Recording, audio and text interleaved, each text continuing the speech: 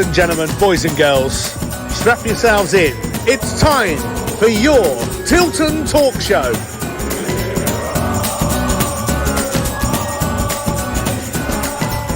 We are the lads from the Tilton.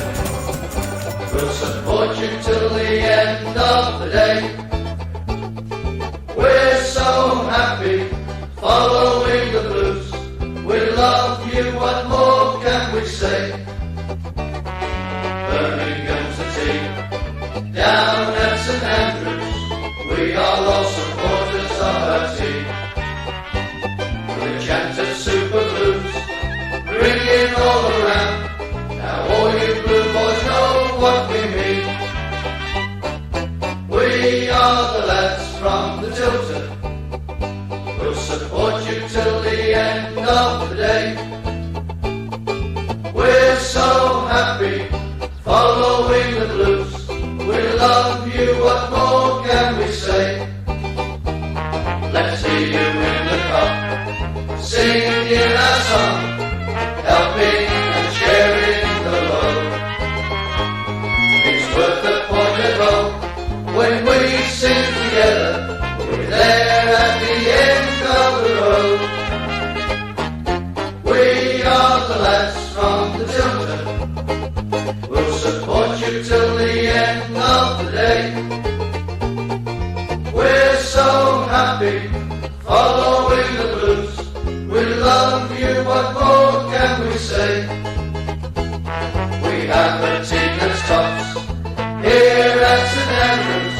They're gonna give us what we're longing for. It's Birmingham forever, let's hear it from the stand. So come on, city, sing this song once more.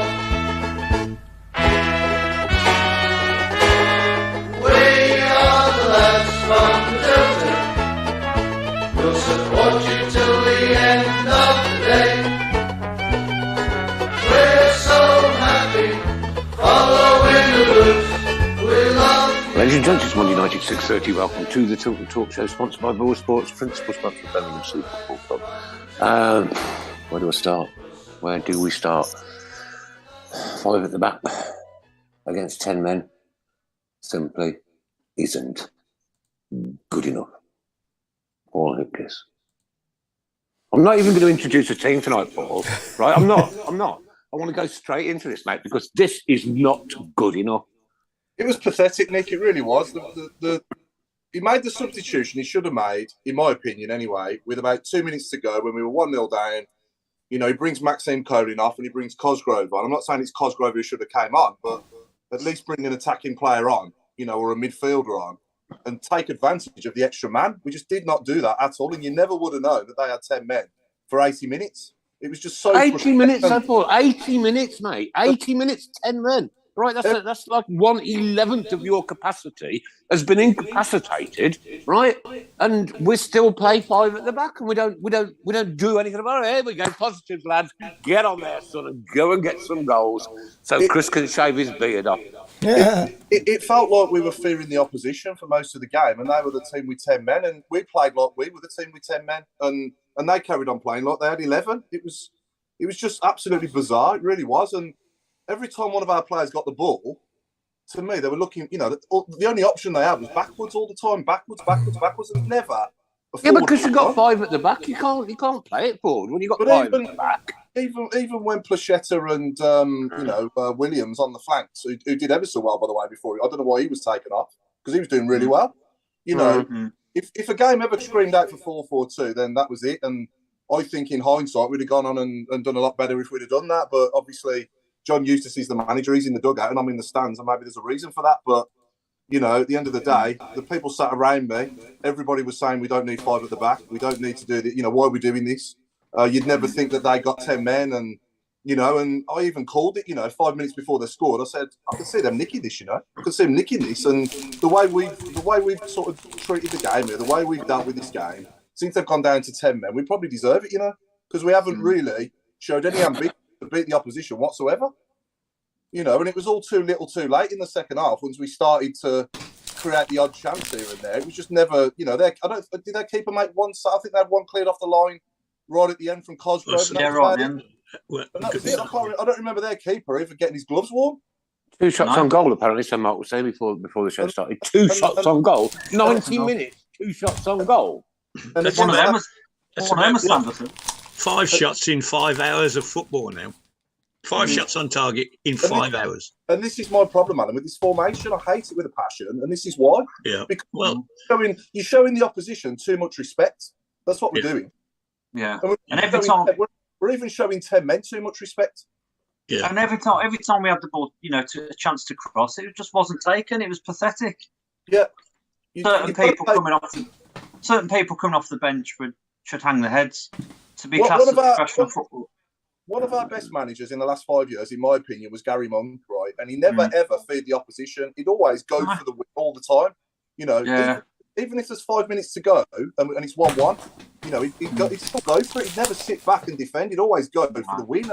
That's why we got quite a few. We scored a lot of goals under his management, and that's why. It's very bizarre. I mean, to be honest, Paul, I can't believe that was the same side that held Watford, because we should be absolutely buzzing, but it was nothing like that. It was so bizarre. It's untrue. It's just feeble. It's timid. It's pathetic. Real waste of a game. Do you think, right, team, it is one thought. Sorry, Craig, I'll just ask this question. It comes straight in, brother, I promise you.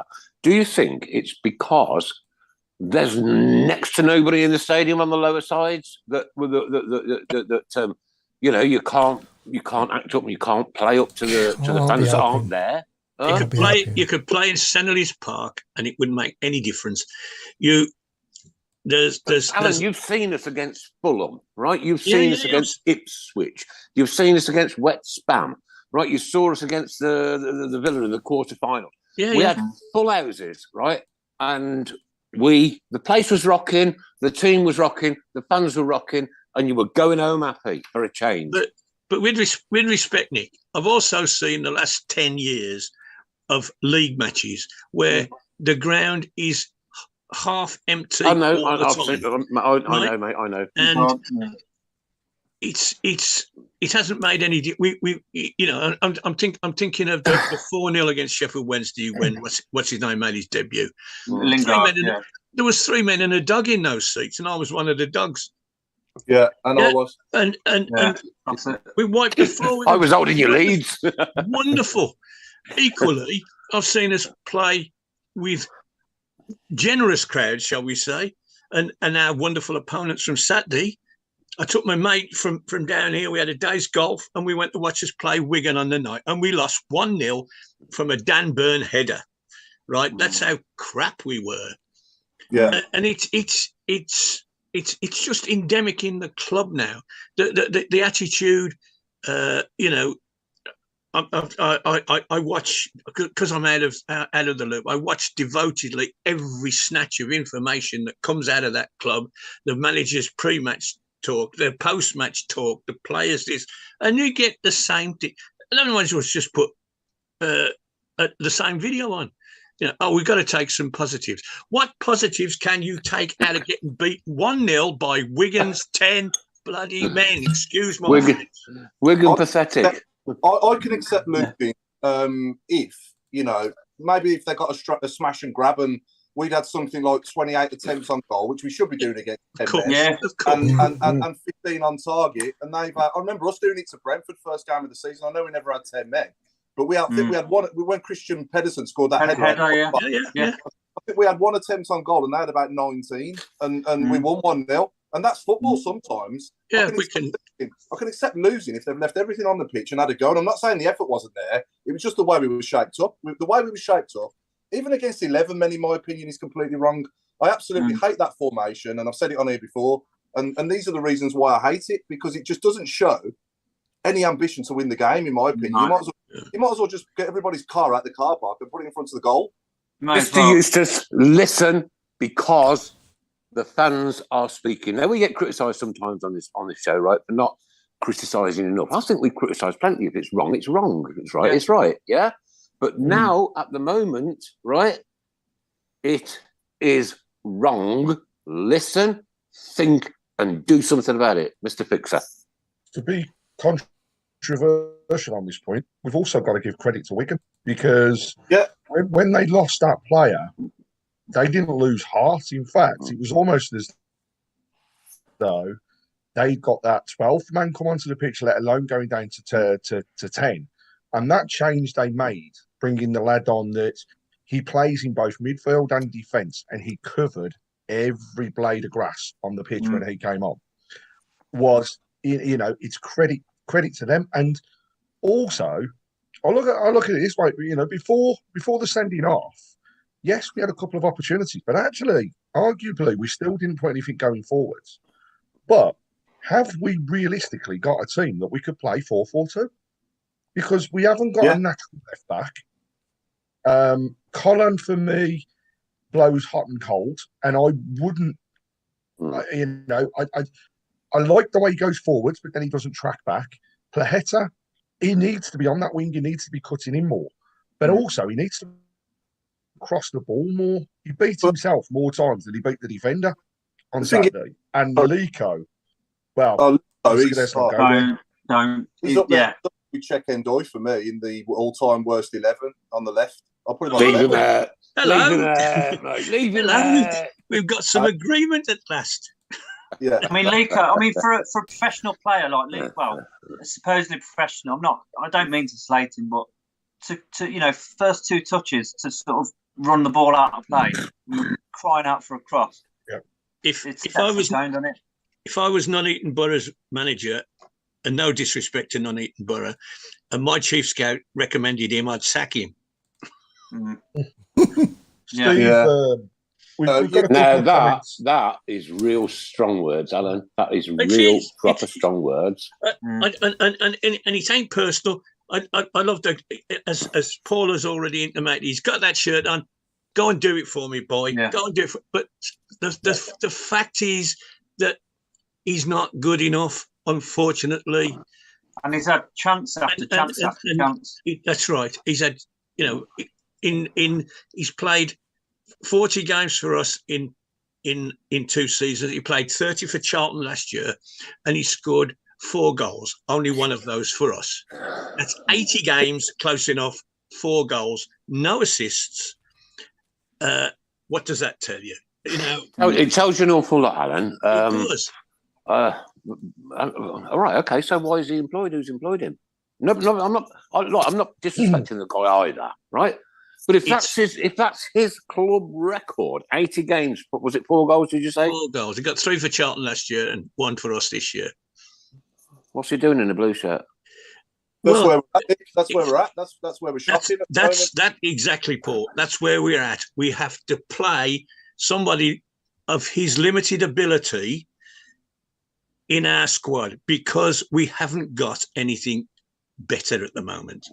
I've got to say, the sad state of affairs. We got rid of a quality player-ish. He wasn't our top midfielder. We had to sell him, and we put 3 teenagers in. Now, we can hope that they become great players in the future, and possibly they will. But right here and now, that's not what we need. They're not Bellingham's. None of the lads. They're all promising. They've all got prospects, but they ain't a Bellingham. No, the one who is, though. I mean, no one ever. No, that's right. No one is. Hey, I've got to say, Josh Williams impressed me before he was taken off. Why on earth that lad was taken off is beyond me. And I even said to the people around me and my dad as well, go 4-4-2, put Williams right mid, Colin right back. I had every trust in Sanderson and Trusty to play as a pair, and bring George Friend on and put him left back. And then go left mid, and in the middle I'd have had Bacuna and with Bacuna I probably would have had George Hall as well. You don't need a holding midfielder against 10 men either. Paul, in hindsight, Paul, that's all well and good, but what the hell are we going to do going forward? Right, you can't talk about the Wigan game now. It's gone, and we've got beat 1-0 against 10 men, 5 at the back. Right, what are we going to do going forward to change what is going on now? We don't go forward. No. Can I just quickly go through a few of the comments before I lose them? Going down 10 men after 10 minutes did them a favour, in my honest opinion. Please tell me, what does Deeney actually do for us? He's got dead legs. Troy Deeney's not good enough, says Nicholas Wellsbury.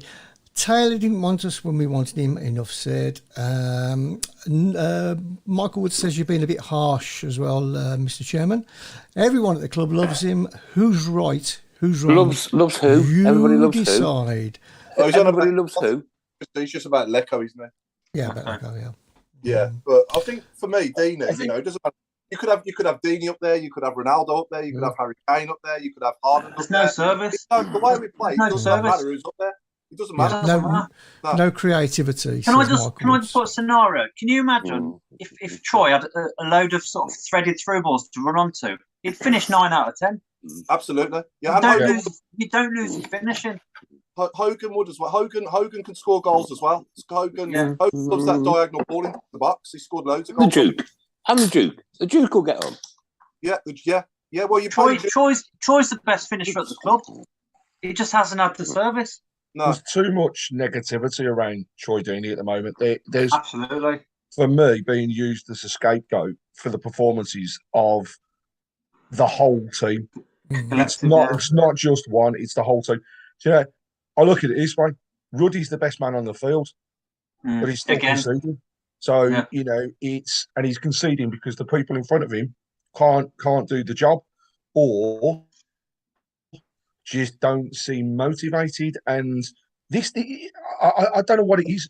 Paul, we said before we come on air, why do we go to the Blues? And your comment of the badge is what every fan for me also goes to the game for.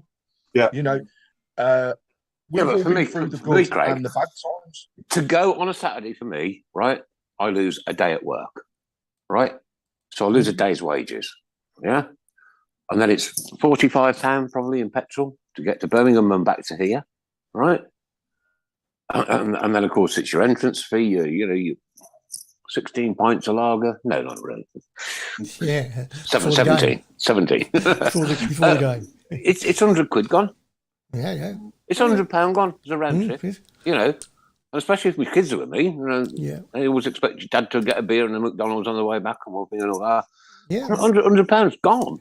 And it's only going to get worse as well with the way things go. Right. So the question I asked, right, and I know, Paul, you said the badge, but the question that I asked before the show kicked off was, what is it going to take for me to go back to every single Birmingham City game, lose that money? I couldn't care about the money. I've never cared about it in my life, not ever. Right? What's it going to?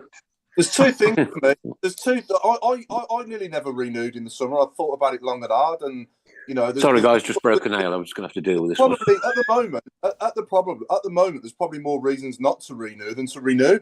But there's two things for me that kept me going. One is obviously the badge on the shirt. You know, I'll always support whoever's wearing the badge on the shirt, and also, you know, my dad's 72 years old now. You know, quality time with my dad as well. You know, that's that. No, I get it, Paul. Right, my dad was 83 when he passed away. I get it. I get it. And also the people around us as well. You know, we've got great people sitting around us in club class as well. You know, and you know, the few before the football kicks off, it's a good day out. It's people you see you don't see outside of, you know, you only see them down the road. Yeah. The best, everything about the day out is good apart from the football. Yeah. Yeah. I mean, I was.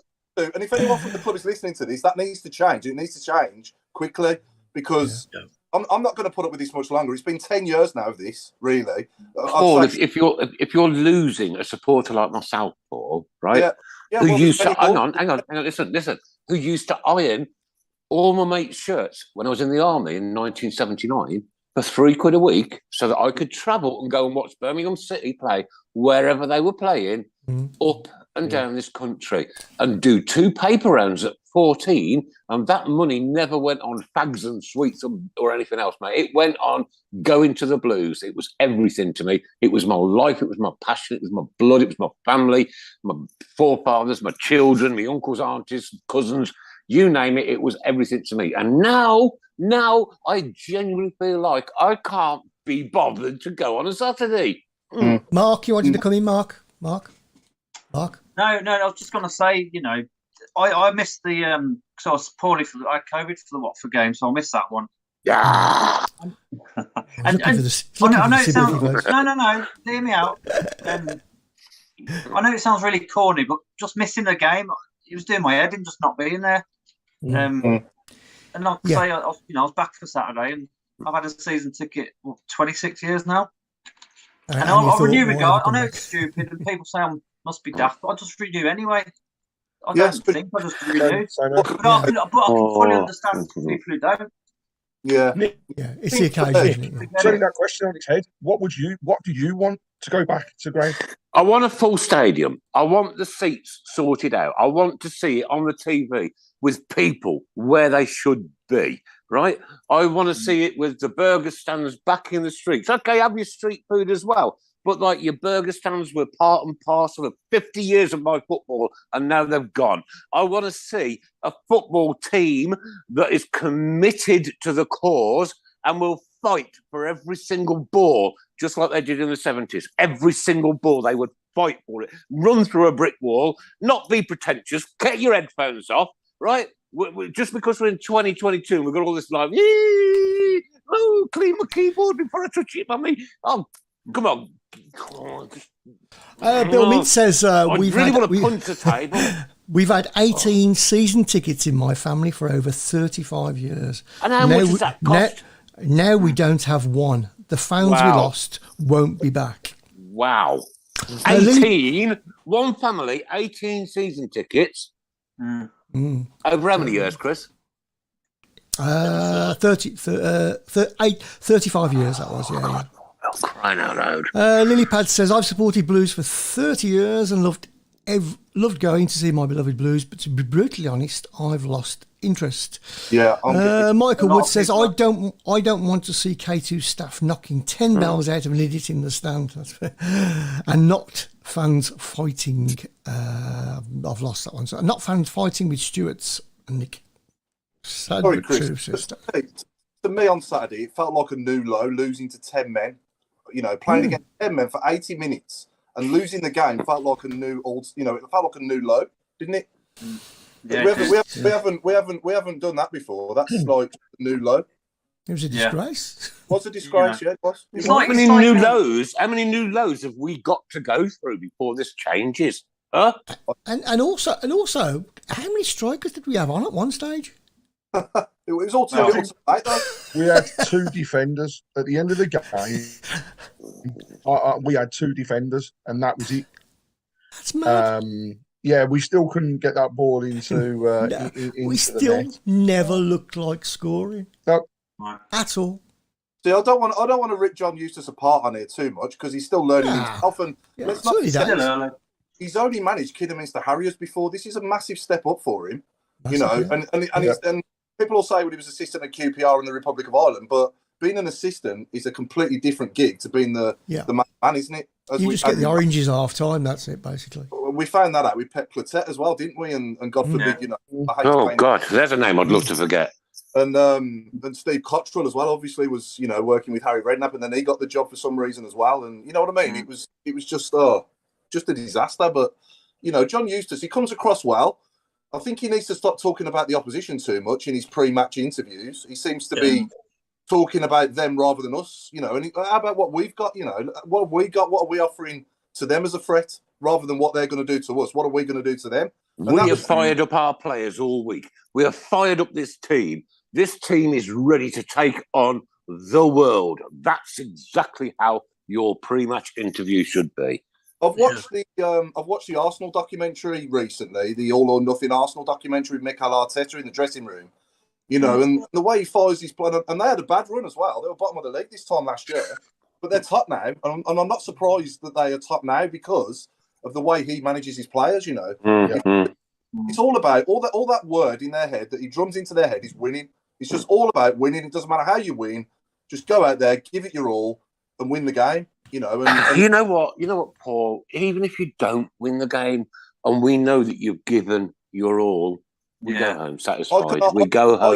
We don't go home unhappy. We go home disappointed because we didn't win, but we don't go home unhappy. At the moment, I think everybody is going home unhappy. Yeah. I can accept losing if we give it a good go and we've played. To me personally, I'd rather play bad and win than play one and lose. I'm not talking about those It's all about the result of the final whistle up on that scoreboard to me, and it doesn't matter how you get the win. That's the way I've always looked at it. Paul, Mark, Mr. Watto, and Chris, and me, even me, right. We all make mistakes at work. Yeah, 100% right that we do. I've made mine, and you've made yours, and you've made yours, and this, that, and the other. But when you work in a team, that team comes round you and says, "I'm picking you up off the floor, sunshine." Yeah, you're part of me. You're part of my fabric. You're part of my family. Players, Nick. That's not just management. That's the 11 players on the pitch.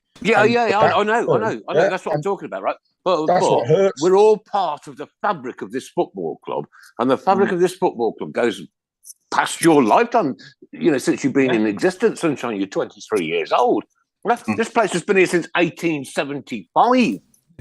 Yeah. Can I quickly say hello to the people on YouTube? Very sorry, but we just have no one to monitor. But we do know you're there, so keep on commenting. Yeah. There's a great comment come through from Lindsay, which is, to me, it's not just about the football on the pitch.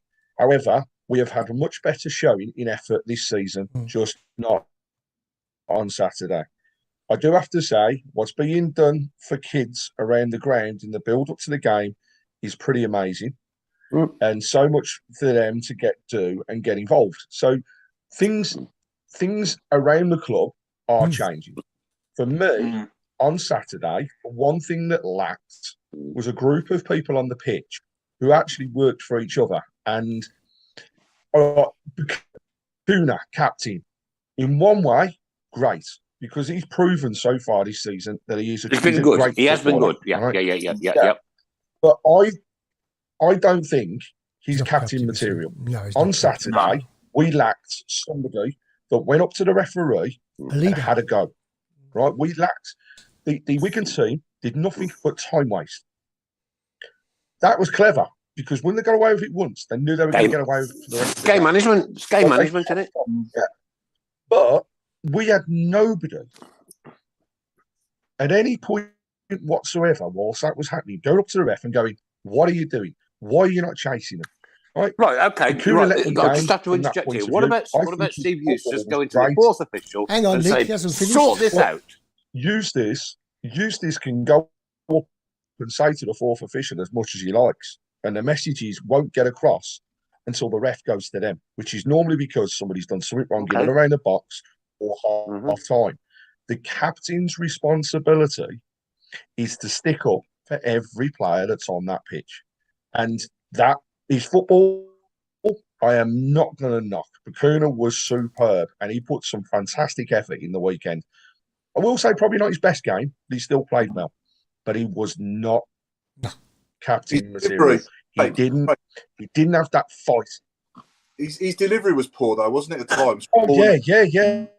And the quality going forwards, terrible. When we got into certain positions, the delivery and the quality of the end product was poor, as well. On those few occasions that we did get into those positions, and I've never known a goalkeeper not make a save on a team that's got 10 men.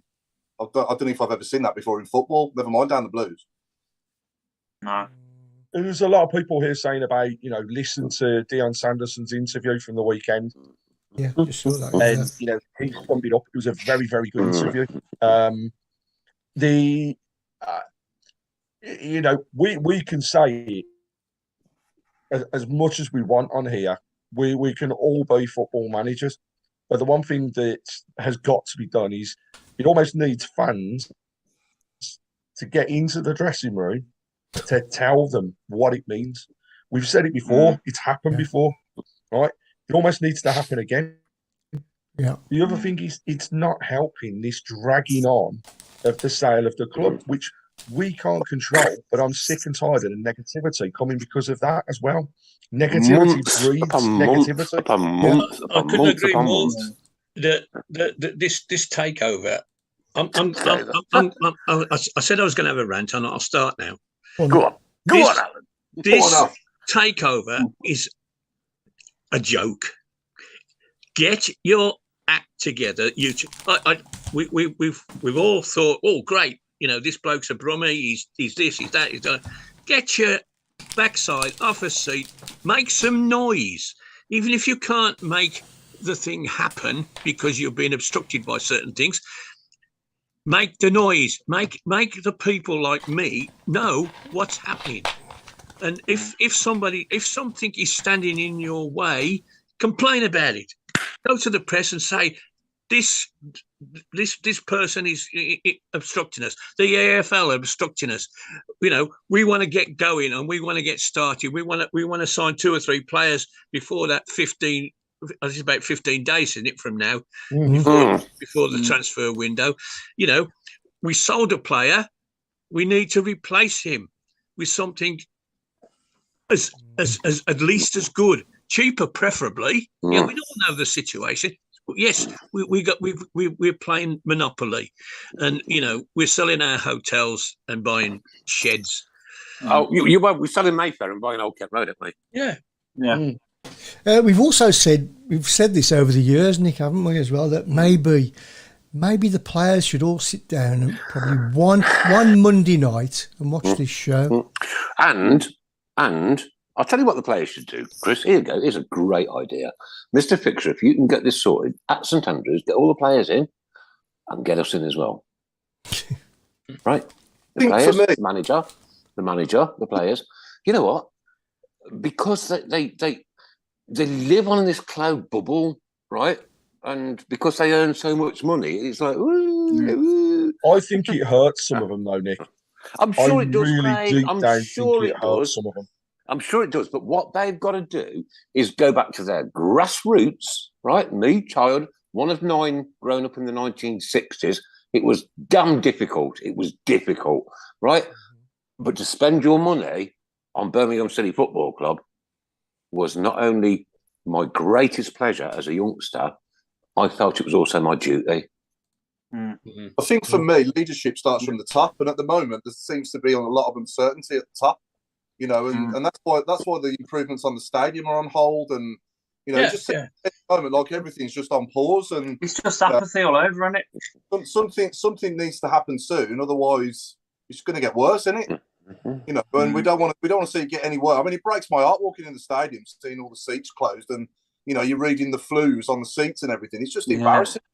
So it was bad enough, Paul, during COVID when they had the faces on the seats, right?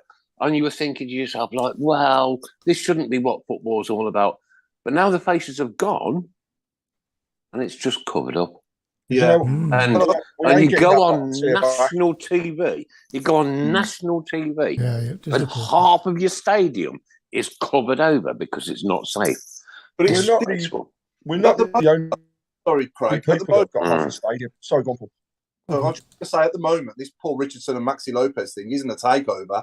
It's an investment, and they're only going to, they're going to own 1% of the club with the plan of having the rest of it over the next 2 to 3 years. So, how much control will they have when they actually get, if they ever do get that 21%? They're obviously at every game at the moment. So the signs are good. It looks like it must be happening if they're at every game. I think they've surely it's going to happen with them being at every game. Yeah. But they're going to look a bit daft if it don't happen, isn't it? Aren't they? If they're going to go, they're going to every game at the moment, aren't they? Home and away. Yeah, they are. So, and the ladies' games as well. They're there for those. Well, Max's got, his Instagram's full of his kids at the training ground, wearing the kits, having a kick around at the Blues. So, like you say, Paul, they look daft. They look so stupid if it doesn't happen. Exactly. So, guys, what makes me so sad, right, is that we're now 25 minutes into this programme and not one of us have had anything positive to say. That makes me proper sad. I think before we came on air, Mark, you and me said, and I'm so glad I was around to see it. We've seen it as probably as good as it's ever going to be. And I feel for our younger fans at the moment who only know us like this. Yeah, we're never going to get to a domestic. Well, very unlikely to ever get to a domestic cup final again. Well, we've just lost 3 generations of young fans. Not only through COVID, but with that stadium being shut, right? 3 generations of young, impressionable people have watched the demise of Birmingham City Football Club. Yeah. Does it make you? Sorry, Chris. Paul, can I just? You said you've probably seen it as good as it's going to be. Doesn't that period of time, having experienced that, does this make this period worse or not as bad? Worse. Yeah. It's so frustrating because you know what the club can be. You know what. That's what I'm getting at. I think back to that first season in the Premier League 20 years ago now. Every single game was packed and the atmosphere was awesome. Even when we lost the games, in that league, it was still, you still come away proud. You're proud. Yeah, just on that, Paul. Go on, Chris, sorry. Just on that, Paul. Bill says, how sad we have players who have never played in their own stadium full. It's a disgrace. Yeah, I mean, just about. We have players like Ivan Sanchez who'd never even played in front of a Blues crowd. Realistically, and let's all be realistic now, tomorrow, ground opens. Tomorrow what, mate? Sorry, tomorrow? Tomorrow, the ground opens. Right? We're not going to sell it out. We're not going to sell it out. Well, no, because that's what I just said. We've just missed 3 years of youngsters coming through. I don't think it's just that, Nick. We've got to look at the rest of the teams in our league, right? And I watched the highlights on the TV, and there's multiple teams that have now got stands closed, stands and areas that are shut off. Yeah, we are not the only people. I know. But they hide theirs. However, Craig, I'm going to have to answer that. I don't care about Huddersfield. I don't care about Bolton. I don't care about Blackburn. I don't care about anybody else. I care about my football club and my. Look at it. Yeah. I'm quite surprised that we managed to scrape 10,000 season ticket holders. I thought that was pretty. That's pretty good. It's a brilliant following, really, considering. Yeah. Craig. It's nice though for the And fans. Stoke City have got 17,500 season ticket holders. Stoke City, it's up the road here. Horrible, filthy, chip-eating place. Go on, Paul. The reality is we wouldn't sell out, obviously, at the moment, but at least though, we'd have the seats there as a choice. At the moment, nobody's got a choice. Even if we drew Man City in the FA Cup or something, we wouldn't get any more fans in than what we've got at the moment, really, because we can't. And that's the sad thing. We can't. Yeah. I tell you what we should do. Have them all sitting around the sidelines like we did in the 70s. Do you remember? Yeah, with your rattle. With your rattle. And the old man coming around with his hair on his back. That's the first time I've smiled tonight. Put another tea bag in your urn, mate. Put another tea bag in your urn before you get out. Okay, look, we've got to move on from this and we've got to start having a bit of a laugh because that's what the show's all about always. Sharon's granddaughter has just sent me this. This is about 6 years old. I don't know whether you can see it. Can you see it or not? No. Okay. It's in Wetherspoons. It's a love heart out of peas because she doesn't like peas, and then SOTB at the top of it. Rock and roll. Yeah. I'll get all sentimental again. It's my 49th wedding anniversary on Wednesday. God bless you, darling. And the only thing I've been longer than married to my wife is a Birmingham City fan. Sorry about that. And that's exactly, Alan, how the Tilton Talk Show reacts to your wonderful 49-year-old marriage. And this time next year, mate, you'll be going, 15 bloody years ago. Go on, Paul. And I've just wet myself. Go on, Paul. Alan, coming back onto your question earlier as well, I want my daughter to see St Andrews like that again. I want my daughter. I do. I want to see it like as well. She's 12 in October. She's only ever known us like this. That's right. And I've got 2 grandchildren that age, and they're not interested. I'm pleading with them, but I'm pleading them with them because I know they'll keep saying no. Yeah. Mm-hmm. But when everything's back as it should be, then I'm going to have a real go. I'm quite happy to keep working on them. But in the end of the day, if they said, yes, Grandad, we'll come, I think, oh dear. Because it is like a drug. It is like a drug. Once you're in there. Why is that empty? Well, it's falling down. What? Yeah. How old is it? 20 years old. How old's that one over there? 70 years old. Why are they fighting up there? Oh, God, I took Liv on Saturday, and she's really got the bug about going. How old is she, Craig? Liv, she's 10. 10, lovely. Great age to take your children to football, mate. She absolutely loves it. Absolutely loves it when she goes down. Mm-hmm. And the comments and a half as we came out of the grounds, right? We're walking down the Cov Road. She turned around and she went, Daddy, if I could say that S word that everybody says that's swearing, I would be saying that around that game today. The what word? For a 10-year-old to come out of the comments. As she puts it, the S word. You know what? For a 10-year-old. Do you know what the sad indictment of all this is? Right? Is that I know that every week we have Villa fans watching this show. I know they got beat against Crystal Palace the weekend, but they must be laughing all the way down the A38. Lindsay wants to cheer people up, and I think this is a great comment. I was just going to read that. Yeah. Not everyone goes home unhappy. It's about the whole day for some.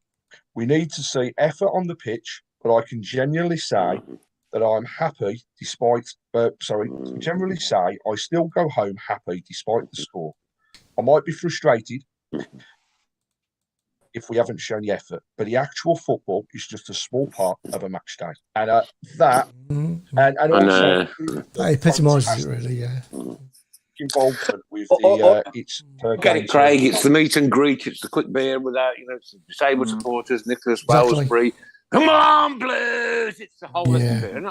Right, look, I've just done that and I'm getting the bug back already. I said earlier, didn't I, that everything about the day is great until the football kicks off, And that's the way he's probably about 8 times out of 10 at the moment going to St Andrews. The other 2 times we have the odd moment where we do play well and we do beat somebody like we did against Huddersfield, and trust me to miss it.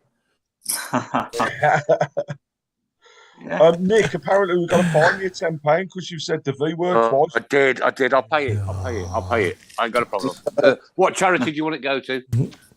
Chris Browne charity. Oh no, the Chris Browne, I need to buy a shaver in 16 weeks time charity. Exactly. It's starting to look like Captain Birdseye. During the war. Yes, hang on, I'll do my pirate thing in a bit as well. Can I just ask another question? Yeah. The guys played at home last week, right? Now, be honest, right? We've all been around the block a few times. The week before that, you looked at the 2 fixtures, Watford at home midweek, Wigan at home on Saturday. Which one of those were you looking forward to? Wigan. I was looking forward to thrashing them. Well, no, but you're not being honest. Yeah, really, you knew that the Watford game would be a decent game, win, lose or draw. Yep. We put on a decent show. Yeah, but you should be picking up points against Wigan Athletic. I know, but you also knew that if it was going to be crap, that was the day it was going to be. Look at him. Swipe across the screen and look at him. Please, I beg you. Captain Browne. War, Jim lads. I be getting you war. Isn't it? I am not going to reference that to a program that we used to watch back in the 70s. Pugwash. Look, don't, please do not Google that word. Anyway, we better move on to the next subject, hadn't we? So obviously recently, the Premier League celebrated 30 years, didn't they, since it began? And I just wanted to throw this out there, really. What are people's favourite moments of us in the Premier League? I think we spent 7 of the last 30 years in the Premier League. So from those 7 seasons that we spent in the Premier League, what are your favourite moments? And who are your top 5? Just put on the comments your top 5 players from that era. For me, Paul, it was getting there at Norwich in Cardiff and having my kids next to me and sobbing and telling them that Manchester United are going to be playing here, and so are Arsenal, and so are Spurs, and so are Chelsea, so are Everton. All the top teams of the country are going to come to our stadium, and you know what? We are going to relish in it, kid. And we did that 1 year. Ninth. We were 9th in the Premier League. me, although we lost the first game at St Andrews against Blackburn, if you remember, it just felt special to me when there were teams. Special, yeah. All the build up to it and that, when we first got in the ground and you just felt so proud, didn't you? It's like, this is Blues, man. We're here. We've arrived. We're back. Not we're here. We're back, Paul. Jason Hughes says Enkelman was his favourite player. Oh, superb. What day's Enkelman Day on? Can somebody tell me? 16th of September. Next month. Oi! Is that right, Alan? Is that right? 16th of September. It was the 16th, wasn't it? Since we played them, I know it was in September. Yeah, it was definitely September. 20th anniversary. And I drank 2 bottles of champagne afterwards. Yeah, which I'd had in the fridge ready. Alan. I bet Alan gets out the bathtub and we in the sink. He's up. He does, yeah. Paul Lilly says beating the Villa 3-0. Best moments undefeated at home in a calendar year. Larson goal against Spurs. Capo debut versus Chelsea are my best memories, says Pete Taylor. Beating the Villa and Stern John goal against them. Yeah. Oh, yes. One of my best ones, it's not a game that anybody really probably would think stood out, but it's the 1-0 win over Chelsea. Yeah. Bowyer getting the goal, but what an atmosphere in that stadium that day. We were up against the best team in the country. I know we're good then. They were brilliant. Foster was absolutely he was stunning, amazing. He was. And that was the passion and the pride that everybody cries out for now. That came out that particular day. The 3-0 great, but those are the ones that stand out. Yeah, definitely. I enjoyed also as well when we beat Liverpool in the first season. When Clinton Morrison got one, didn't he? And Stephen Clements got the other one off a free kick. Clements got the other one, that was a great day when we beating. just sitting there like pinching myself, watching us beating Liverpool. Thinking, wow, it's great. Gary's pass to Lazaridis. He never had. It was so perfect. He never had to change step and cross that ball to Morrison. Seen to Gary that game against Southampton. Breathtaking. Just do Gary as a whole, though. Just do Gary as a whole. Oh God! Wow. The 2 goals against Leeds to win our first game at home, says Michael Woods. Watching it's just like playing player. Brazil. Do you remember singing that? It's just like playing Brazil. The Southampton game, 3-2. The home win against Arsenal. The Liverpool games at home. I love the chance of who when world famous players were subbed. Oh, that was brilliant. It's okay. When we're playing sort of like, I don't know, Kidderminster Sarriers and Joe Bloggs comes up, but like when there's a top player, and we're the only club in the country to do it, a top international player, substitute for XYZ. That must be so demoralising against us, and they who? And you're thinking, that's special, But in the local derbies as well, obviously beating the Baggies last minute, Horsfield, and them 4-0 with Heskey as well, and also the Dion Dublin headbutt against Wolves as well when Kevin Phillips got a brace, come off the bench and scored 2. Then that was amazing. That was brilliant. I always remember being down there when the Baggies stayed up after the Great Escape as well. And that was incredible. Yeah.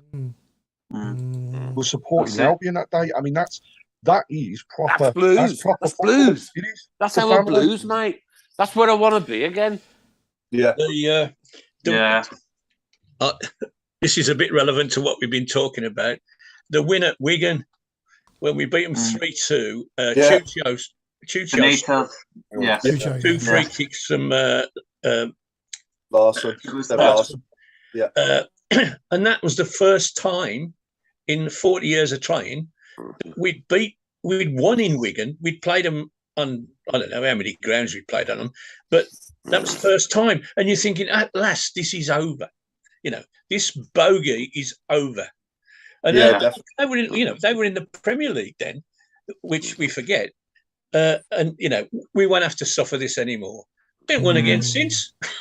No, exactly. Dave 2003. I was at that game. I went to that one. 2003. Newcastle nil, Blues 1. David Dunn from the rebound. Yeah, I went to that one as well. Yeah, I was at that one as well. Yeah, we were battered. We were battered the whole game, and somehow we did a Wigan, didn't we? Yeah, basically. Yeah. Lily wants to know who was the Blues player who ran down the pitch and scored the goal against Man City. Anybody remember that? Eddie Bowler. Oh, Kenner, wasn't it? Jeff Kenner scored the one. He scored the goal against Spurs, wasn't it? Yeah. Was it the same? Oh, he was asking you on about the it might be the same about game, the cup game. Yeah. I'm obviously out of this conversation. It's to do with memory. Remember Eddie Bowler against Man City in '98? I think it was. Yeah, in the cup. Yeah, that was in the league. No, league. It was a league game. We more or less relegated them to League One, hadn't we? Oh right, yeah. I'm getting because there was another one like that in the FA Cup. He did the same sort of thing.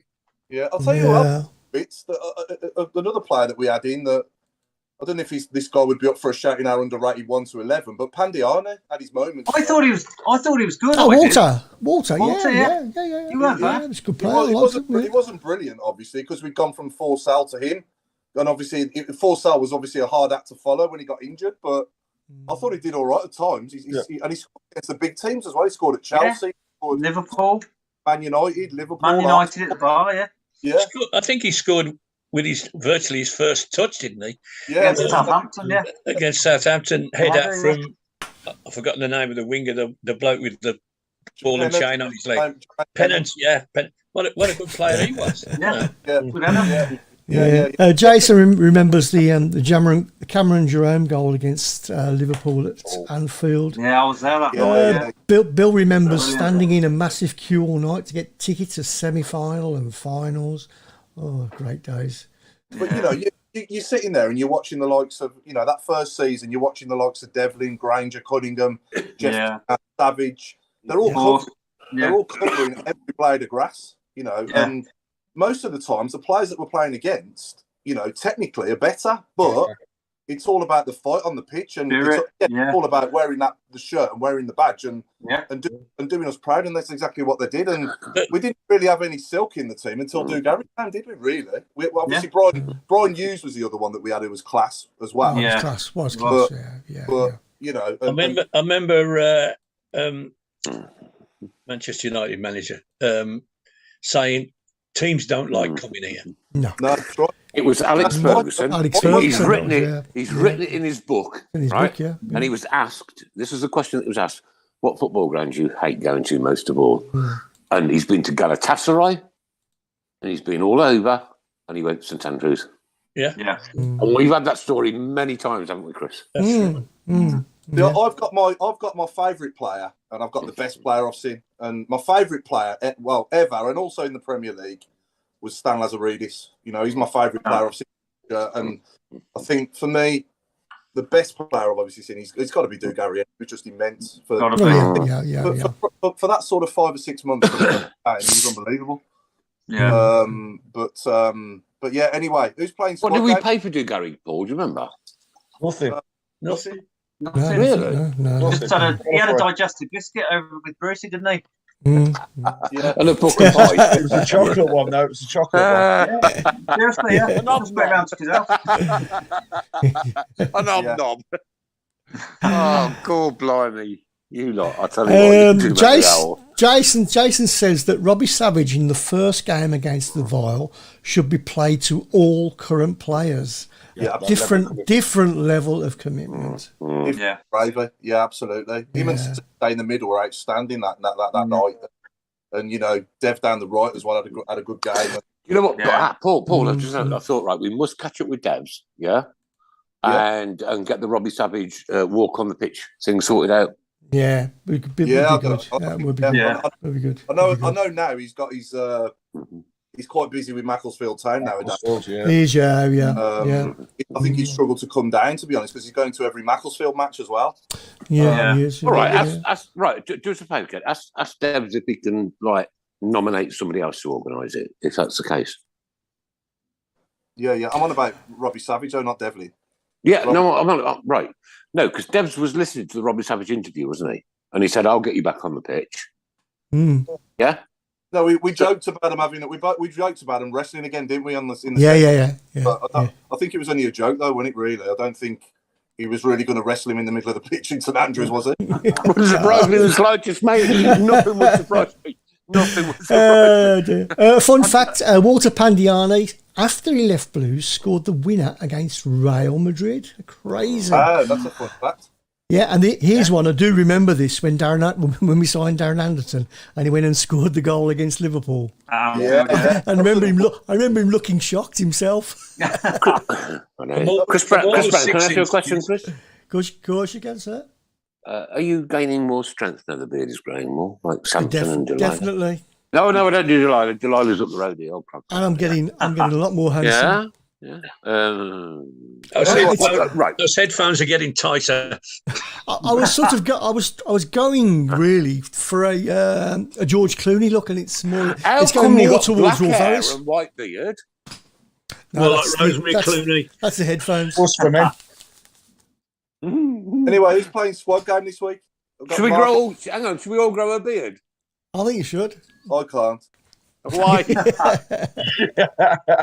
Why, Paul? Why, Paul? I want to know why, mate. I need to know why. We've gone upside down.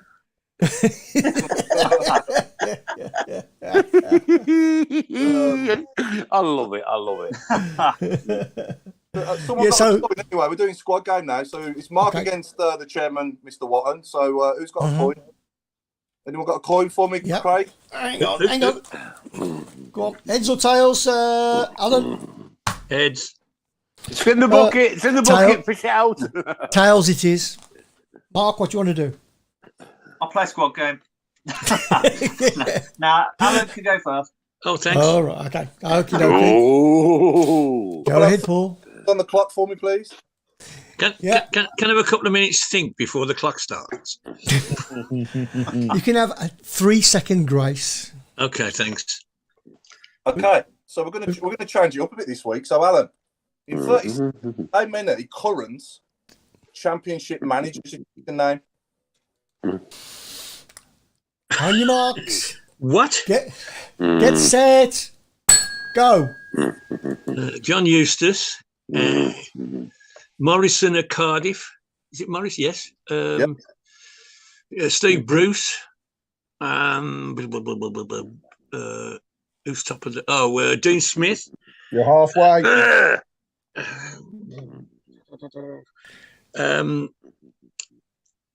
10 seconds.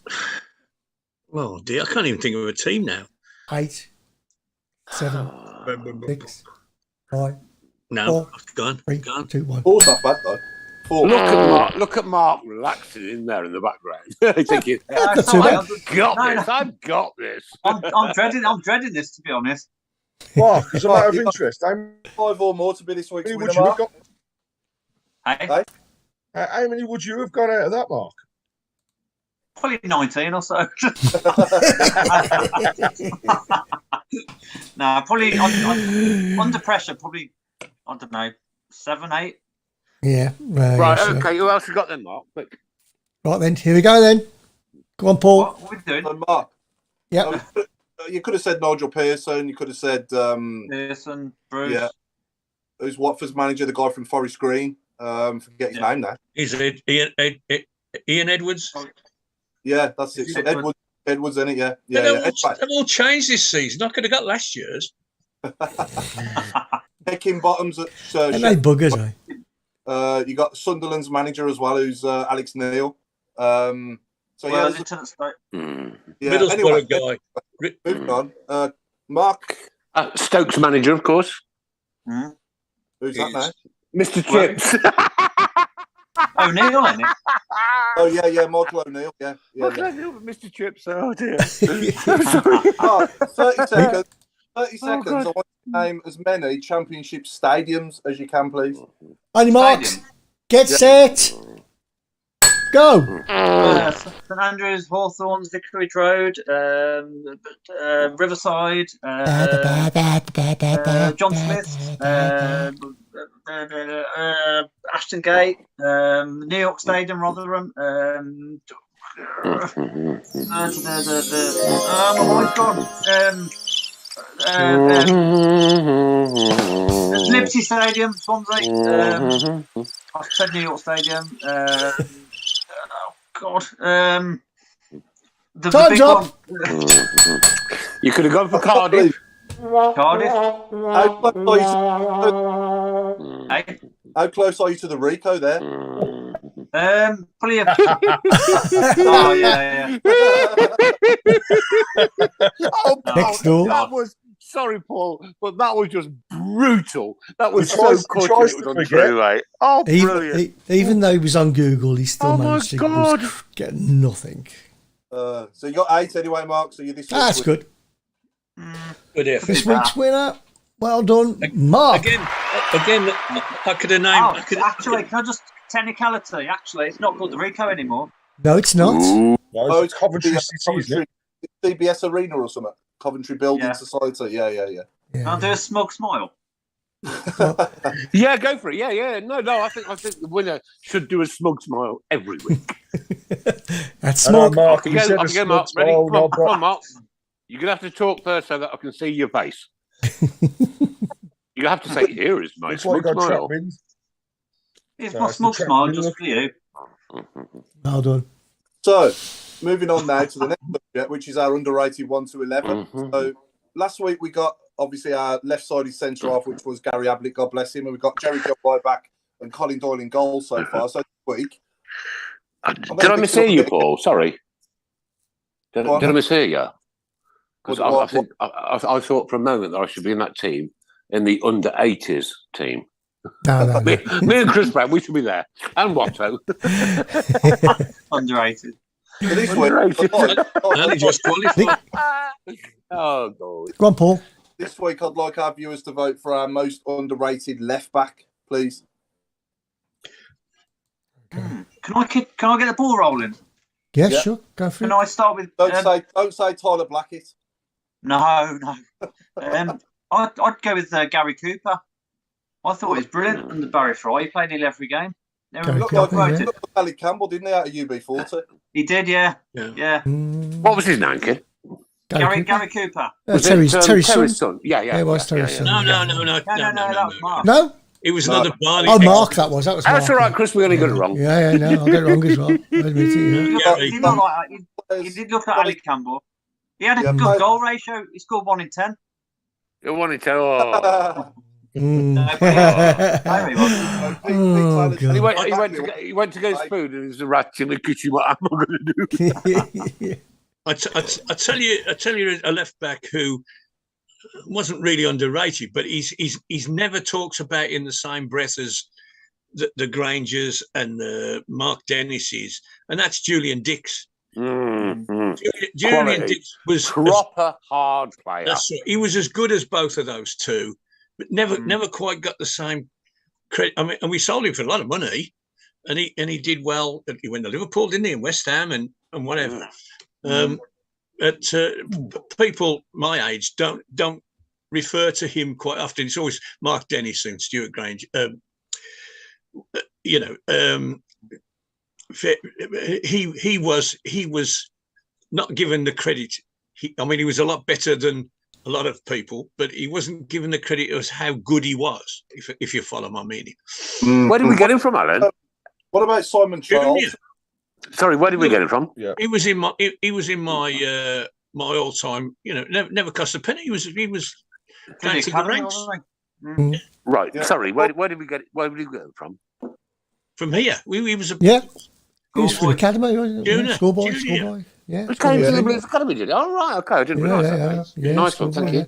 We've had a few left backs that did bits for. I mean, David Burrows, Simon Charlton, Jonathan Grains has played over 200 odd games for us, didn't he? And I'm not saying he was the best left back in the world, but he did a job for us. Paul, he was never as bad as people made out. To be fair, No.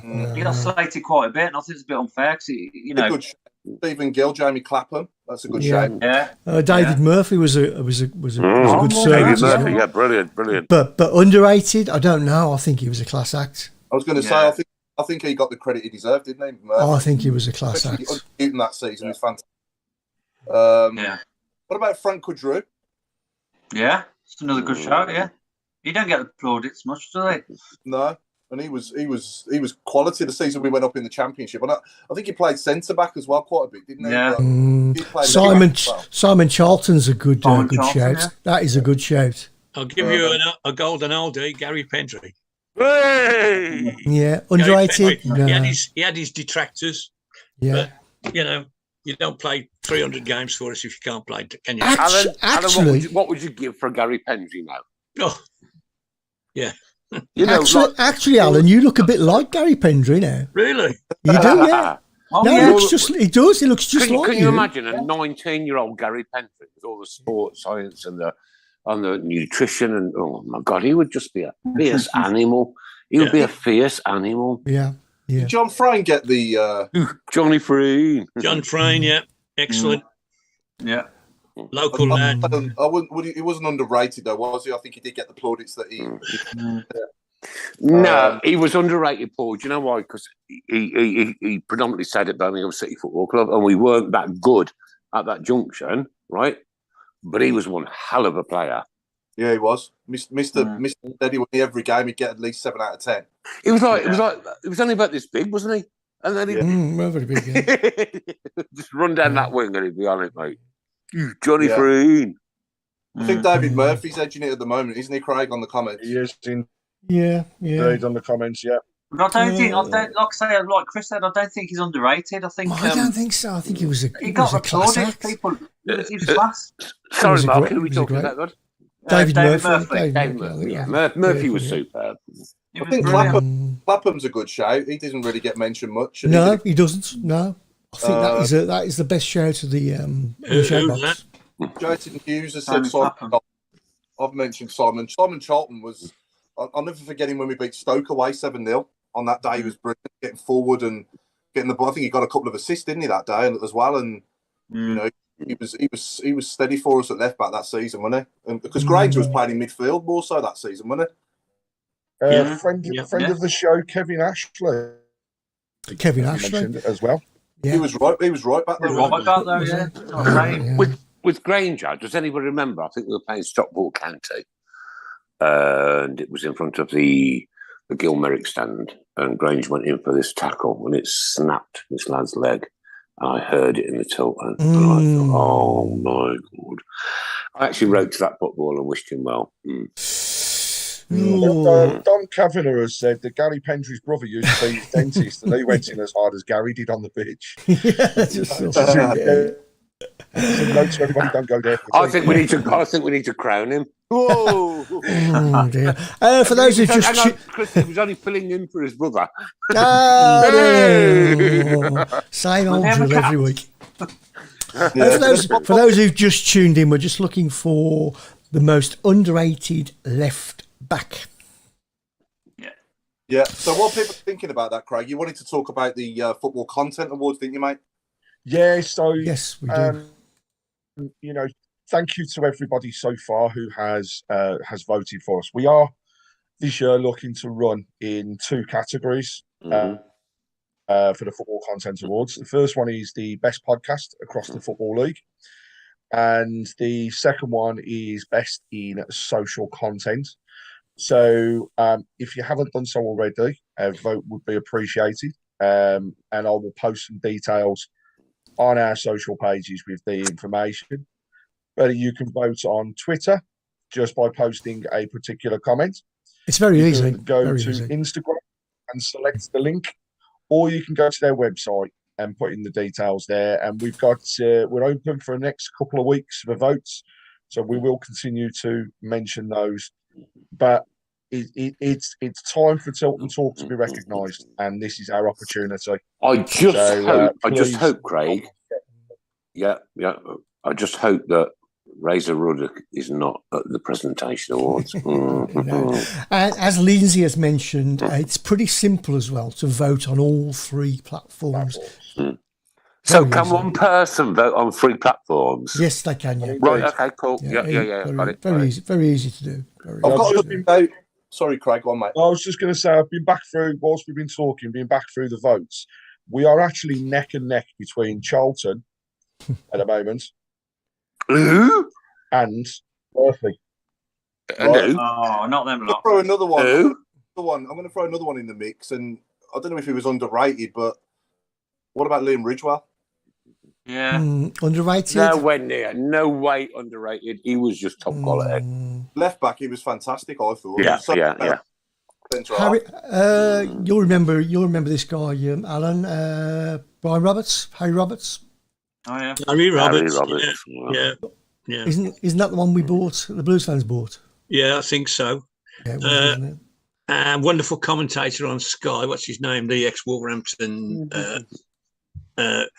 came on as sub and broke his leg.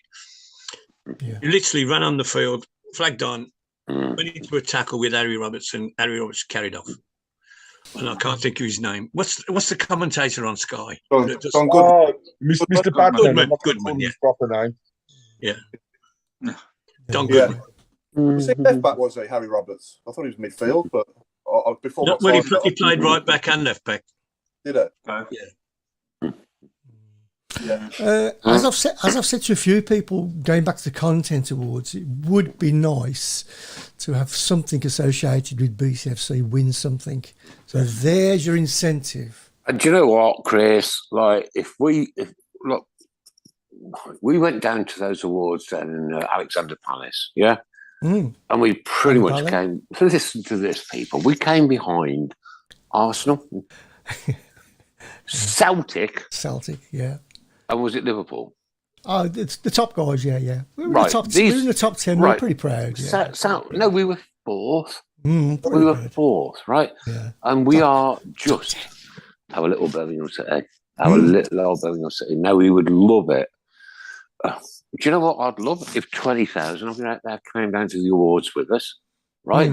And all joined in the fact that Birmingham City are a club that's not just a football club, it's a family, right? And we look after our disabled supporters, and when we got problems or issues, we sort them out, we help sort people out. And it's just much, much more than this show, right? It's so much more than this show. And I'm not relating this show to that football club. I'm relating this show to the people that are associated with this show, right? And there are some amazingly wonderful people out there. Oh, there are. Who work with us, alongside us. They message us and they've got a problem. You know what? Boom. It's a big team, big family. Absolutely. Craig's just put the link up, so if you're on Facebook, you should be able to see this. If not, if you listen to it on Catch Up, we'll put it out on the end. It is so easy, Chris, for Celtic, Arsenal, and Liverpool to have thousands upon thousands upon thousands of hits on that. But you know, when we came fourth, top 10. Top 10. Yeah. Yeah. That's nearly fourth. Yeah, but you've always told me fourth. I've never told you anything. No way. You've lied to me, mate. You would never have been my best man if I'd have known that. These drugs aren't working out there at all. Okay. We've got a minute and a half to go to the last 15 minutes, but I'm not going to tell you what it is for another minute and a half. So No. David Murphy's got another vote. So, pretty popular, isn't he? I think he'd get my vote as well, to be honest. I thought Simon Charlton was good. I like watching him as well. But I think, but I don't know. I think I agree with you, though, as well. Was he underrated? I know, yeah. Well, our listeners seem to think he was, so we have to go with what they... Does Paul remember Ben Gordon? I do indeed. Yeah, I remember him modelling in that pink shirt. Sorry, Paul, who? Ben Gordon. He was on loan from and we signed him, and he had that pink shirt on, didn't he? The away shirt. Oh my God! I don't think he did. There's a new competition on the go as well. So people, if you want to vote using our shape box, but who has the best white beard? Is it Chris or is it the chairman? Mine's actually quite white. I'm going Captain Birdseye without a doubt, because the chairman. He's had a bit of a shave this week by the look of it, and took the sides up a little bit. So I am going Captain Birdseye. Hang on, I can do my. I'll do my globber. I can't grow it down the side. It goes all. What were you doing then, Chris? That's Milk Albert. Clean it up. Albert, yeah. We've got to do predictions for Sunday, Rotherham away. Yep. And we've had another vote for Ridgewell as well on YouTube. from Toby Okay. to Bliss. 2 more for Murphy. Fair enough. So Murphy's in the lead at this present moment. Oh, you've gone all muffly, Craig. Sounded even more like you actually sounded like Clarkson then as well, Craig. Leave him alone. He's Yeah. trying to grow a beard. Right, ladies and gentlemen, girls and boys, we are now officially to the last 15 minutes of the show. And it's going to be anything to do with a barbershop or a hairdresser's. Barbershop and hairdressers and football. Barbershop, hairdressers, ladies, gents, we don't care. We don't mind. Off you go. So it's barbershops, hairdressers, anything to do with hair, basically. And I'll start off with Dealey had a bowl cut. Oh! What about Nicola Hello, Wiggett? You Nicola what? Wiggett. Oh, good Big- God. oh, my That's Lord. a whack. I'm going Keith Combs. Keith Combs is my one. Some good ones here. Peter Beardsley, Oh, big small. Razor Ruddock. Oh dear. Oi, oi. Nikki Butt Plug. that? Oh, she's done it again. You can't say that. Book club. I thought Don't we were get supposed them to in a keep this salon. clean. Short back and handy sides. Great. Very clever. Who did it? I love it. That's very clever. Who That did one. it? That's from Mark Brooks. Well done, Mark. That's got my vote now. How about Crew Cut Alexander? Oh, Very my God. good. Very good. Jerry Gell. What about Parting Granger? Parting Granger. Oh, like yes. it, yeah. That's a good one. What about Shave Adams? Dave Adams. Stop it, Mark. You're not involved. Oh, But it was damn good. Dave Adams. There's a goalkeeper, weren't they, called Phil Barber? Yes, Yeah. we had a barber, Barber. yeah, from Southend. There you go. Gary Baldy. So let's go round the room, then I'll go 1-1 on Saturday at Rotherham away. I'm going to go for. We always tend to do well up there, so I'm going to go for 2-1 Blues. I'm going 3-0. 3-0. We're going to win 3-0, right?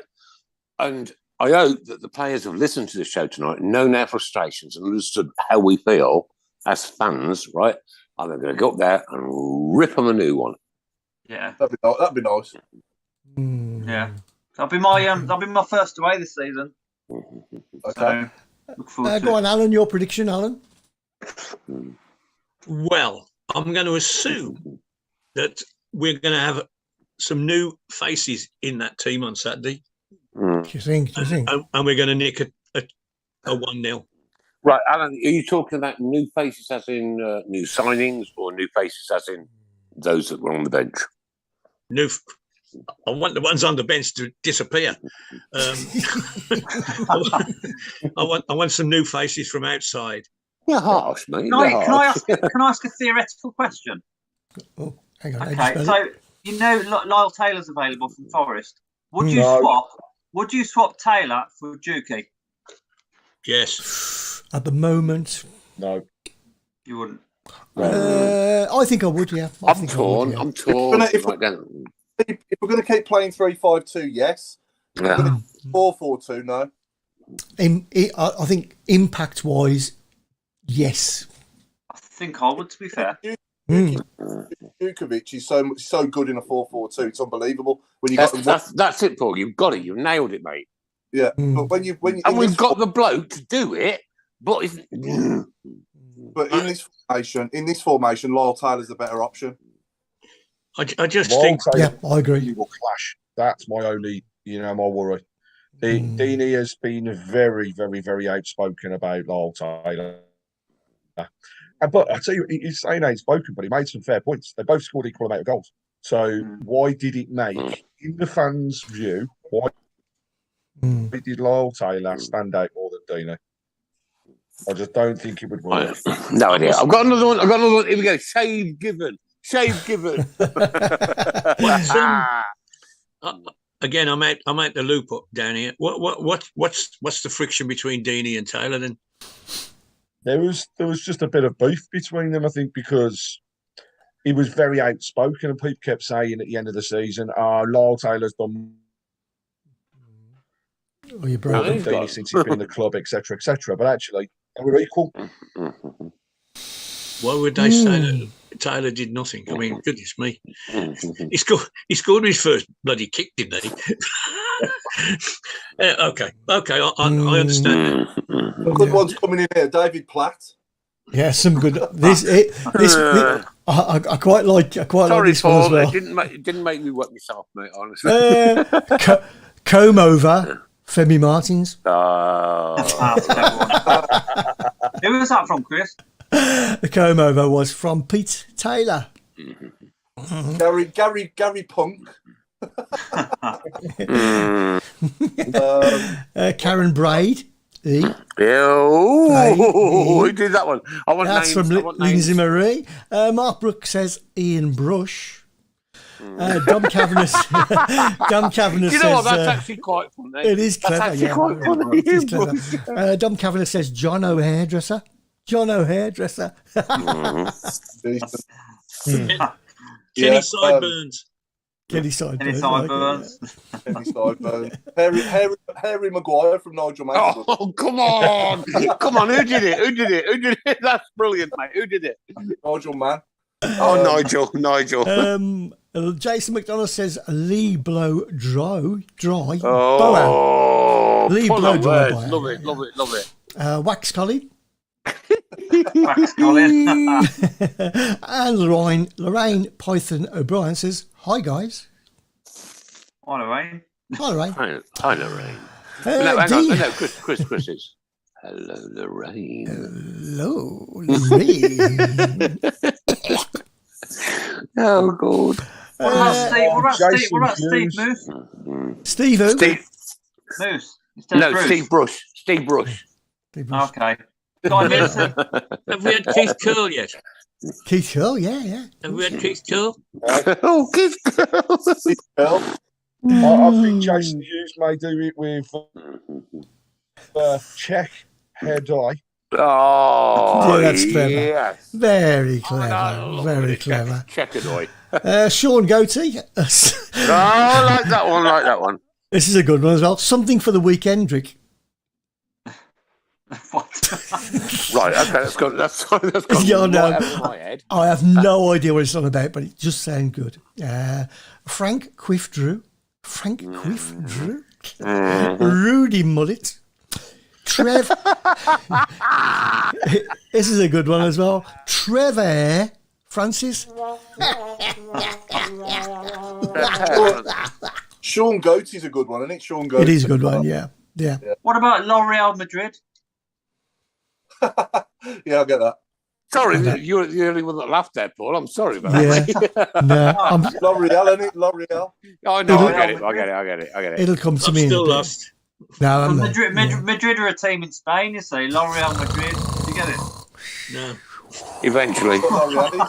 Once I'd written it down. What's that got to do with haircuts? L'Oreal. Hair cream. Ober Permy Martins. What was that one? Ober Permy Martins. Yeah. Wesley Moustache. And Mike says that was really actually quite clever, Mark Adams. Because there's a team in Spain called Madrid and L'Oreal Madrid. I like Lindsay's Waxy Lopez. Waxy Lopez, yeah. Can you think how long it's been since I used Waxy Lopez. I've actually wet myself. Oh my god. I quite like this one. Chris. Hang on, listen. Shampoo and set piece. Didn't get it. Set piece. Andrea Shavin, he's very good as well. I like that as well. Yeah, that's a good one, yeah. Cut is Davies. Paul Brush. Wax Arounds. We've had that one. There we go. We've caught up. Some good ones, though. There are some good ones this week. Very good ones. I just got shout out to the ladies from yesterday. I know it was 0-0, but first game of the season up against a team nobody heard of, but they really showed their stuff yesterday and were very unlucky, and especially in the second half, lots of opportunities, but sounds the men couldn't score. I generally wish, Craig, that I lived a lot closer, right? Because I would be there, no matter what. You know, it's like 45, 50 quid worth of petrol from here to there and back. Nick, I've got a little cleaning job for you. You can do it. Oh, thank you very much. I'll get Sharon on it, mate. It's a nice little round trip, isn't it? You know what I mean? Watch out for Stephen Gill's write-up. Actually, should be posted either later today or tomorrow on the game. Okay. Oh, we need to congratulate Alan on his last blog as well. Got a lot of views. Really Fantastic. Why? Yeah. Oh, well, I think it was well over 1,500 views on your last blog, which is pretty fair. The one I just did.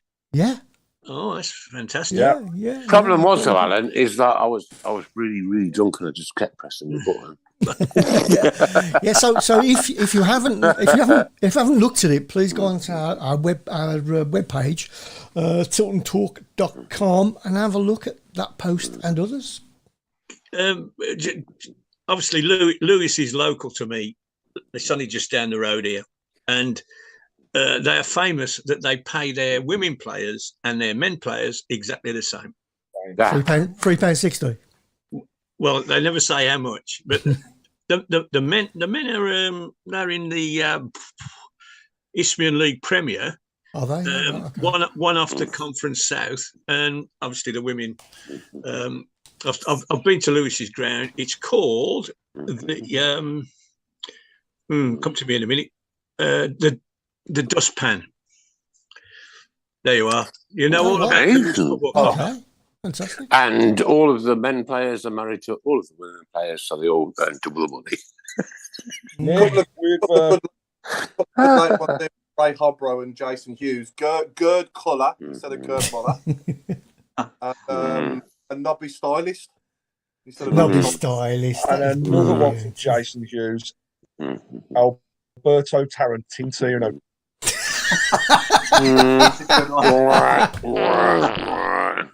Oh dear. I like that. And nobody's mentioned Malcolm Beard now. No, most obvious one, isn't it? It should have been Malcolm Beard trim. Yeah. Thank you, Dom Kavanagh, for your kind remarks. It's a good programme. Needed a bit of a humour after last Saturday. Yeah, but Dom, we're sorry that we can't bring you more humour. And like the first 40 minutes of the whole show was doom and gloom. And it's sad that we are in that position as Birmingham City fans. It is sad that we are talking about 5 at the back and Wigan beating us with 10 men. It is sad, but I appreciate you joining us. Can I say one more? Can I say one more, Barbara? Trim Smith.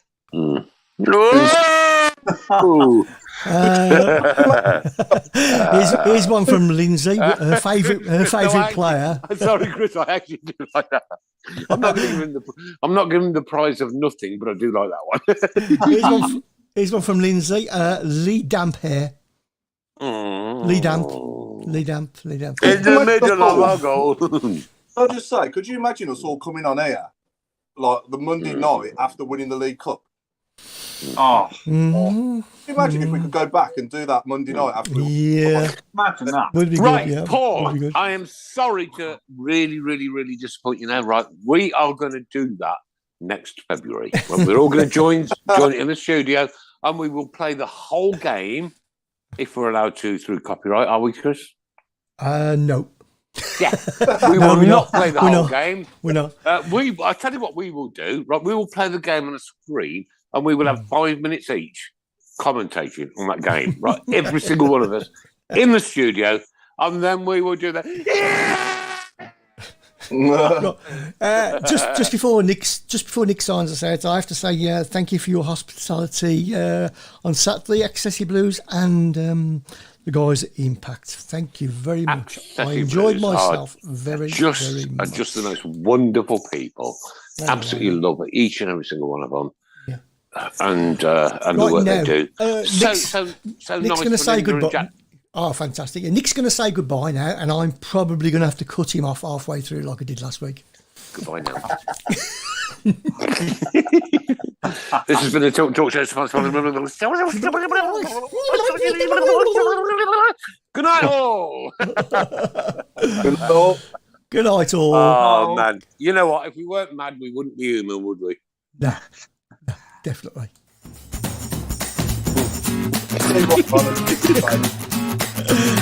Good Oh, my God.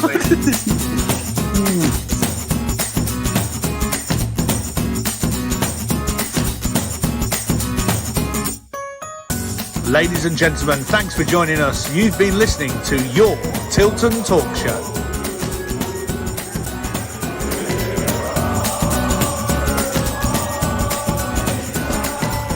We are the lads from the Tilton. We'll support you till the end of the day.